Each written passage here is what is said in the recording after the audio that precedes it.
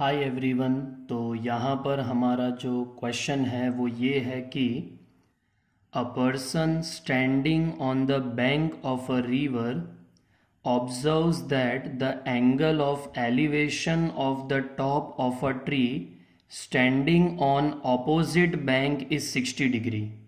क्या कहा गया है? A person standing on the bank of a river. तो अगर मैं ये मान लूँ कि ये मेरा रिवर है ना, ये एक नदी है, रिवर है।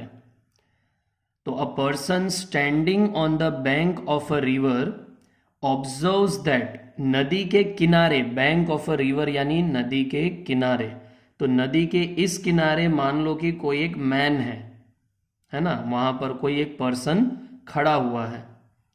तो वो पर्सन क्या कर रहा है? Observes that the angle of elevation of the top of a tree standing on opposite bank.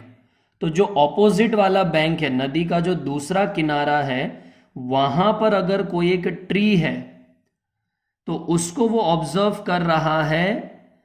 और कितना बताया गया है? एंगल ऑफ एलिवेशन 60 डिग्री, है ना।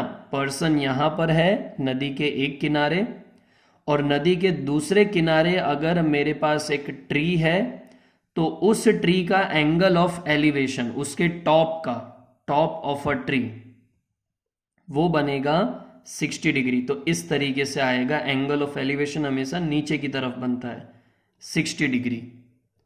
क्लियर है? अब और आगे बढ़ते हैं। When he moves 30 meters away from the bank, है ना, जब वो 30 मीटर अवे चला जाता है, अवे मतलब दूर चला जाता है। तो बैंक ये रहा, नदी का एक किनारा। अब यहां से ये क्या करेगा? 30 मीटर दूर चला जाएगा। 30 मीटर मान लो ये डिस्टेंस है, यानी अब वो पर्सन यहां पर आ गया। He finds the angle of elevation to be 30 degree. अब जो एंगल ऑफ एलिवेशन है टॉप ऑफ द ट्री के लिए, टॉप ऑफ द ट्री, अब जो एंगल ऑफ एलिवेशन है वो है 30 डिग्री, है कि नहीं? तो इस तरीके से हमारे पास ये डायग्राम तैयार होता है। हमें फाइंड क्या करना है? The height of the tree. तो ये है height of the tree. And the width of the river. तो याद करो, ये है विथ ऑफ द रिवर। सबसे पहले हमने रिवर इसी को माना था। तो विथ ऑफ द रिवर निकालना है and height of the tree निकालना है। तो ये डायग्राम अब एक नेमिंग के साथ मैं आपको बताता हूं। तो ये रहा डायग्राम, एक नेमिंग के साथ मैंने दे दिया, है ना। मैंने कहा कि भाई let the width of the river P Q be x. जो रिवर की विथ है, यहां मैंने रिवर यानी पी क्यू लिया है, उसकी विथ को मैंने मान लिया एक्स, क्योंकि वो मुझे फाइंड करना है। And the height of the tree Q R be h. जो ट्री की हाइट है, ट्री की जो हाइट है उसे मैंने मान लिया h, क्योंकि वो भी मुझे फाइंड करना है ना। और sp जो है या ps, वो 30 मीटर है। ये ऑलरेडी हमें गिवन था कि पहले वो पर्सन यहां पर है नदी के एक किनारे पर, फिर वो 30 मीटर अवे जाता है। तो पहले एंगल ऑफ एलिवेशन 60 डिग्री था और फिर एंगल ऑफ एलिवेशन 30 डिग्री हो गया था।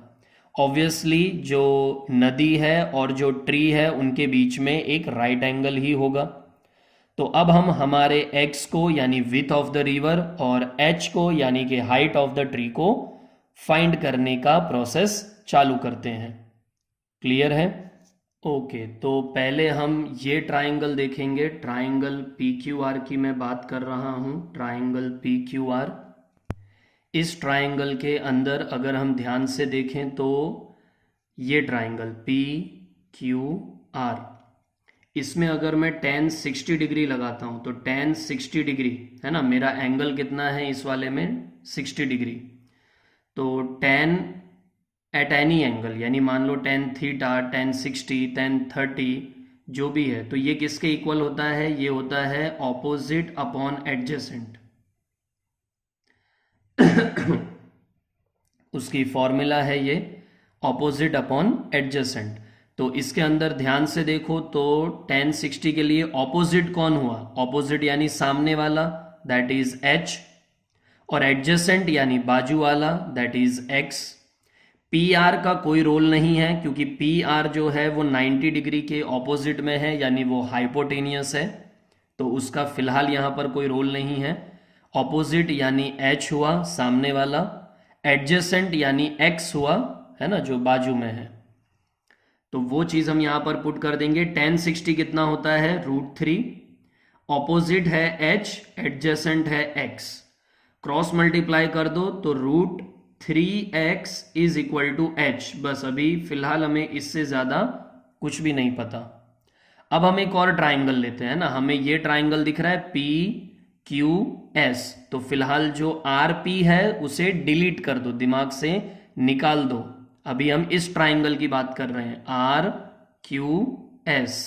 RQS, जिसमें एंगल कितना है 30 डिग्री, और ये कितना है h, एंड ऑब्वियसली SQ कितना हो जाएगा, तो x प्लस 30। ध्यान से देखो, इतना 30 है और इतना x है, तो टोटल कितना हो जाएगा x प्लस 30।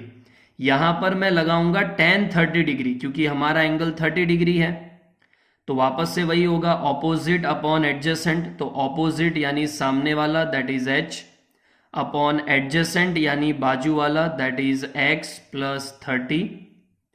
tan 30 कितना होता है, 1 अपॉन √3 इज इक्वल टू कितना है, h अपॉन x प्लस 30। लेकिन h को मैं क्या लिख सकता हूं, h को मैं लिख सकता हूं √3x, ये देखो हम निकाल चुके थे already, divided by x plus 30। तो क्रॉस मल्टीप्लाई होगा, ये 1 से मल्टीप्लाई होगा, तो x plus 30 into 1 that is x plus 30। ये √3 यहां मल्टीप्लाई होगा, तो √3 इंटू √3 होता है √3 का स्क्वायर, तो स्क्वायर और स्क्वायर रूट कैंसल होगा, तो वो हो जाएगा 3x, √3 into √3x that will be 3x। So 30 is equals to 3x minus x, है ना, x की साइड चेंज करेंगे, 3x माइनस x, तो वो हो जाएगा 2x। तो यहां से हमें पता चल गया कि x की वैल्यू कितनी हो गई 15, है ना, 2 डिवीजन में जाएगा तो x हमारा कितना आ जाएगा 15। और थोड़ा सा यहां पर ध्यान से देखोगे तो PQ ही हमारा x है, विथ ऑफ द रिवर को ही हमने x सपोज किया था, तो x अगर 15 आता है तो यानी विथ ऑफ द रिवर हमारा हो गया 15 मीटर। और क्या निकालना था हमें, हाइट ऑफ द ट्री, तो हाइट हमारा कितना है √3x, x हमने कितना निकाला, तो x हमने निकाला 15, दैट इज √3 इंटू 15। √3 कितना लेना है, तो ये क्वेश्चन में मेंशन कर दिया गया था 1.732 इंटू क्या है 15, तो ये कितना हो जाएगा, तो यहां पर अगर हम इसे केयरफुली कैलकुलेशन यहां पर करेंगे, है ना, 1732 इंटू 15 डिवाइडेड बाई, मैंने डेसिमल पॉइंट हटा दिया है तो 1000 आ जाएगा। अब सिंपली या तो तुम कैंसलेशन कर लो, या उससे भी आसान, यानी मैं काफ़ी इसको प्रिफर करता हूं कि तुम मल्टीप्लाई करके उसे 1000 से डिवाइड करना है, तो मल्टीप्लाई कर लो, और 1000 से डिवाइड करना है, सो तुम क्या करोगे 3 डेसिमल पीछे आ जाओगे, है कि नहीं। तो यहां पर तुम्हारा फाइनल आंसर जो है वो यहां पर निकल कर आ जाएगा 25.98 मीटर। क्लियर है। तो विथ ऑफ द रिवर यानी कि PQ, जिसको हमने माना था x, वो भी आ गया 15 मीटर, और हाइट ऑफ द ट्री यानी कि जिसको हमने माना था h, वो आ गया 25.98 मीटर।